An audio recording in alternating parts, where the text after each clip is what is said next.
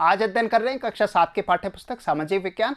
हमारा पर्यावरण से अध्याय 5 जल के अंतर्गत भाग 2 में चर्चा करेंगे पृथ्वी पर जल का वितरण। गत वीडियो आपने देखा जिसमें हमने चर्चा की थी जल चक्र के बारे में। तो आप सभी जानते हैं कि पृथ्वी पर जल स्थल भाग की तुलना में सर्वाधिक है। कितना है? 71% जलीय भाग है, जिसको हम जलमंडल के रूप में जानते हैं। देखिए पृथ्वी पर जल का वितरण। प्यारे बच्चों, जल का वितरण, ये जल 71% कहाँ विद्यमान है? महासागरों में। और स्थल भाग की तुलना में जलीय भाग पृथ्वी पर सर्वाधिक है। इसलिए तो पृथ्वी को क्या कहा जाता है? नीला ग्रह कहते हैं। जल सर्वाधिक है। आगे देखिए, ये चीज आप नोट कर लीजिए। पृथ्वी की सतह पर 3/4 भाग पर जल से ढका हुआ है, अर्थात जिसको हम कह सकते हैं 71% भाग पर जलमंडल है। अब बात आती है कि जल हमने जाना महासागरों में मौजूद है, पर महासागरों में जो जल मौजूद है क्या वह पीने के काम आ सकता है?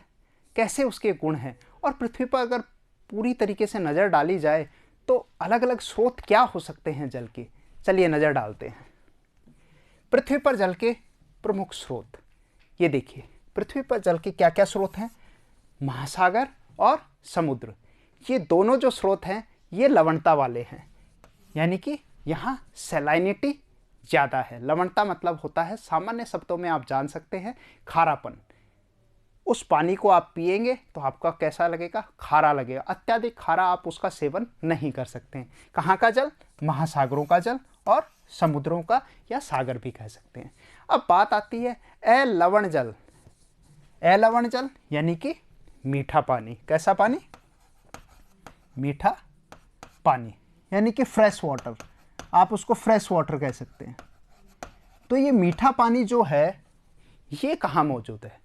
नदियों में है, हिमछत्रकों में है, सोते में है। सोता हमने बात की थी, जलप्रपात है, ताल हैं, उनमें ये सारा जल विद्यमान होता है। देखिए नदी, ताल, सोते, हिमनद। हिमनदों पे हमने बात की थी, बर्फ की नदी को ही क्या कहा जाता है? हिमनद कहते हैं। ये चित्र इसी चीज को प्रदर्शित कर रहा है। विभिन्न स्रोत। कौन से स्रोत? मीठे जल के स्रोत या फ्रेश वाटर के जल के जो स्रोत हैं आप देख सकते हैं। नदियां हैं, तालाब हैं, झरने हैं और झीलें हैं, और साथ के साथ हिमनद भी इसी के अंतर्गत आते हैं। यह है जल की वितरण की तालिका। इस जल के वितरण की तालिका का अध्ययन करने के उपरांत आपको ये भली भांति समझ आ जाएगा कि वास्तविक रूप से पृथ्वी पर जो 71% जल है उसको हम अगर कितना माने? 100% माने। जो 71% है जलमंडल, कितना? 71%। उसको आप एक 100% की राशि में माने, और उस 100% का हमने विभाजन किया है। देखिए किस तरीके से कि सर्वाधिक मात्रा कहाँ मौजूद है? महासागरों में 97.03%। ये सवाल कई बार पूछा जाता है कि महासागरों में जो जल है उसका प्रतिशत कितना है? 97.03%। इसके बाद हिमछत्रक हैं, या बर्फ छत्रक कह सकते हो, 2.0%, 2% है। और भूमिगत जल जिसको ग्राउंड वाटर कहते हैं 0.068% है। झीलों में अलवण जल, मीठा पानी है, 0.009%। इसी तरीके से स्थलीय समुद्र और नमकीन झीलें ऐसे भी हैं। कुछ नमकीन झीलों के बारे में भी पढ़ेंगे। राजस्थान में भी कई नमकीन झीलें मौजूद हैं, जैसे सांबर एक प्रसिद्ध झील है, पंचभद्रा है, लूणकरणसर है। इसी तरीके से विश्व की कुछ खारे पानी की झीलें, उनके बारे में भी पढ़ेंगे। उनमें कितना विद्यमान है? उनमें 0.009% जल विद्यमान है। वायुमंडल में हमने गत वीडियो जब देखा था उसमें ये बात की थी कि वायुमंडल में भी जल मौजूद है। किसके रूप में मौजूद है? जल वाष्प के रूप में मौजूद है। उसका प्रतिशत हमने 4% पढ़ा था। और यहाँ पर वायुमंडल में जो जल मौजूद है, वायुमंडल में हमने कितना जल देखा? 0.0019%। और इसी तरीके से नदियों में कितना जल मौजूद है, आखिर में 0.0001%। यानी कि जो नदियां हम देख रहे हैं अनवरत बह रही हैं, उन नदियों में जो जल का स्रोत है आप वो देखिए कितना प्रतिशत है, यानी कि 0.0001%, यानी कि कितना कम पानी है। अब आप ये तुलना कीजिए कि उन्हीं जल से, जो जल नदियों से हमें प्राप्त हो रहा है, जैसे गंगा नदी है गंगोत्री से निकल रही है, यमुना यमुनोत्री से निकल रही है, ये जो नदियां निकल रही हैं, और उस जल के संरक्षण की बात तभी तो उठती है कि ये जल मीठा पानी है और यही प्रमुख स्रोत है, तो हमें इसका संरक्षण करना बहुत ज़रूरी है। आगे देखते हैं। ये पृथ्वी पर जल का एक वितरण का एक चित्र के माध्यम से आपको वृत्त आरेख के माध्यम से प्रदर्शित किया गया है। इसके माध्यम से भी आप इस तालिका को तुलना कर सकते हैं। जहां हमने देखा महासागर 97.03%, यहां देखते हैं ये महासागर हैं, यानी कि सारे पानी में से अगर आप देखें तो महासागरों में कैसा पानी है, लवण जल है, खारा पानी है महासागरों में। अब इस महासागरों में से सिर्फ मीठा पानी वो कितना है, 3%, वो भी 2.7 कुछ है, इसको राउंड ऑफ करके 3% बताया गया है, फ्रेश वाटर। अब ये फ्रेश वाटर का पूरा प्रस्तुतिकरण है, किस तरीके से जो मीठा जल है वो कैसे बताया गया है। आप फ्रेश वाटर की हमने बात की थी, जो आइस कैप्स में मिलता है, यानी कि हिमनदों में मिलता है, हिम छत्रक कह सकते हैं, जो 12 महीने बर्फ से ढके रहते हैं। इसी तरीके से ग्राउंड वाटर है, भूमिगत जल है, जो वर्षा से प्राप्त होता है। इसी तरीके से सरफेस वाटर है, सतही जल है, वो 0.30% है। इसी तरीके से दलदली भाग में पानी है, वहाँ पर भी मौजूद रहता है। नदियों में पानी बताया गया है और झीलों में पानी बताया गया है।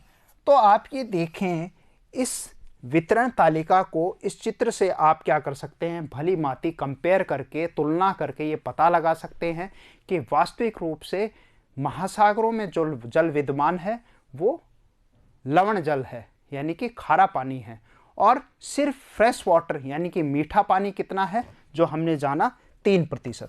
ये भी पूर्णांक में है, जो 2.7% है। क्लियर? आगे देखते हैं। अब एक क्रियाकलाप करते हैं, तैयार हो जाओ, कुछ करेंगे और कॉपी पेंसिल में इसको नोट भी करते जाना। ये क्रिया बड़ी रोचक है, इससे आप बिल्कुल समझ जाएंगे कि जो तालिका हमने 2 तालिकाएं ये देखी और इस तालिका को इस चित्र से हमने तुलना की। अब इस क्रियाकलाप के माध्यम से हम उसको करके देखेंगे कि वास्तविक जो हम कह रहे हैं वो है कैसा, उसकी सच्चाई क्या है, उसको जानते हैं। देखिए, आपको करना क्या है, 2 लीटर जल लें, घर पे 2 लीटर जल लें। यह पृथ्वी की सतह पर जल की संपूर्ण मात्रा है, यानी कि जो जल आपने लिया है उसको ये माने कि वो कितना है, संपूर्ण जल है। संपूर्ण मतलब पृथ्वी पर संपूर्ण जल हमने कितना पढ़ा, 71%। कितना पढ़ा संपूर्ण जल, 71% है। ठीक है।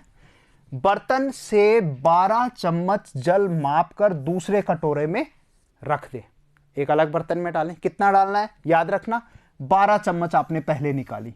ठीक है। फिर बर्तन से जल निकालने के बाद शेष जल लवणीय जल को दर्शाता है। मतलब आपने पूरा बर्तन कितना था, उसमें पानी कितना लिया, 2 लीटर। उस 2 लीटर में से आपने 12 चम्मच निकाल लिया। जो बाकी बच गया वो सारा का सारा शेष जो है, वो सारा का सारा शेष क्या है, वो शेष लवण जल है, यानी कि खारा जल है। और खारा जल कहाँ विद्यमान है, आपको पता है, महासागरों में विद्यमान है, सागरों में विद्यमान है। ठीक है। आगे देखिए, जो महासागर व समुद्र में पाया जाता है, यह जल उपभोग के लिए उपयुक्त नहीं है। समझ के इसको नहीं पी सकते हैं। यह लवणीय जल नमक युक्त होता है। नमक साधारण जो खाने वाला नमक है वही इसी से बनता है। आगे देखिए, ये जो क्रियाकलाप हमने किया, अब उसको चित्र के माध्यम से हम समझते हैं। देखिए, हमने 9 चम्मच कितना किया था, हमने पिछले चित्र में देखें 2 लीटर पानी लिया, उसमें से 12 चम्मच आपने क्या किया, निकाल लिया। वो कैसा पानी है, साफ पानी है, या फिर आप उसको कहें फ्रेश वाटर है, या मीठा पानी है, मीठा पानी ये है। अब वो 12 चम्मच का हिसाब क्या है वो समझते हैं। ये देखिए 9 चम्मच जो है वो बर्फ छत्रक है, यानी कि ग्लेशियर्स हैं, हिम है, जो हमने पढ़े हिमनद हैं, जहाँ से नदियों के स्रोत हैं वहाँ विद्यमान है। ये देखिए ये पूरे के पूरे आपके क्या हो गए, हिमनद हो गए। इसी तरीके से 2 चम्मच वो भौम जल है। भौम का मतलब अंडरग्राउंड वाटर, अंडरग्राउंड वाटर यानी कि जमीन के अंदर। वो कहाँ से आता है, वर्षा से आता है। इसी तरीके से अब आधा चम्मच अलवण जल की झीलें हैं, आधा चम्मच अलवण जल की झीलें हैं, और 1 बूंद किसको बता रहा है, ये जो आखिरी भाग बताया है ये किसको बता रहा है, ये नदियों को बता रहा है। यानी कि नदियों में हमने सबसे कम मात्रा पढ़ी थी प्रतिशत में। आप देखें, फिर से देखिए, ये देखिए नदियों में हमने सबसे न्यूनतम, सबसे कम हमने कहां पढ़ा था, नदियां।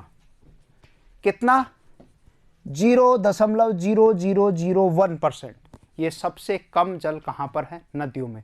तो वो कितना है, 1 बूंद, यानी कि 12 चम्मच आपने लिया, उसमें से 1 बूंद जो पड़ी वो नदियां हैं। अब आप भली भांति समझ गए कि जल का संरक्षण क्यों करना आवश्यक है। आगे देखते हैं। कटोरे में से निकाल कर रखा गया 12 चम्मच जल पृथ्वी पर मौजूद संपूर्ण अलवण जल की मात्रा को दर्शाता है। यह आपकी पुस्तक में दिया गया है। इस क्रियाकलाप को आप करेंगे और कॉपी में नोट कर लेना। इसको चित्र में इस जल के वितरण को दर्शाया गया है। आप स्वयं करके इसको देखकर कितनी मात्रा उपभोग में हम लेते हैं। तो भली भांति आप समझ गए किस तरीके से हमें जल की आवश्यकता है और किस लिए सरकार और जो मंत्रालय है वो इस चीज़ की चिंता करता है। आगे देखिए, अब बात करेंगे महासागरों एवं समुद्रों में जल की लवणीय होने का प्रमुख कारण। कई बार हम विचार करते हैं, सोचते हैं कि समुद्र में जो जल है वो खारा क्यों है। आता है दिमाग में ऐसा सवाल। चलिए हल कर डालते हैं उसको। सबसे प्रमुखता किस ये चीज़ जाने कि समुद्र का जल खारा है, और वो जो खारापन है उसमें मौजूद है सोडियम क्लोराइड। ये देखिए सोडियम क्लोराइड, वैज्ञानिक भाषा में NaCl कहते हैं उसको, सोडियम क्लोराइड। और वह क्या है, साधारण रूप में आपका खाने का नमक है। झीलों में डाला जाता है, क्यारियों में, फिर वाष्पीकृत होता है और नीचे क्या बन जाता है, नमक बनता है। एक प्रक्रिया है। राजस्थान में सांबर झील आप देख सकते हैं, ठीक है, जो खाने के रूप में इस्तेमाल में लिया जाता है। अगला बिंदु, लवणता होने का प्रमुख कारण, पहला कारण जो सर्वाधिक जिम्मेदार है।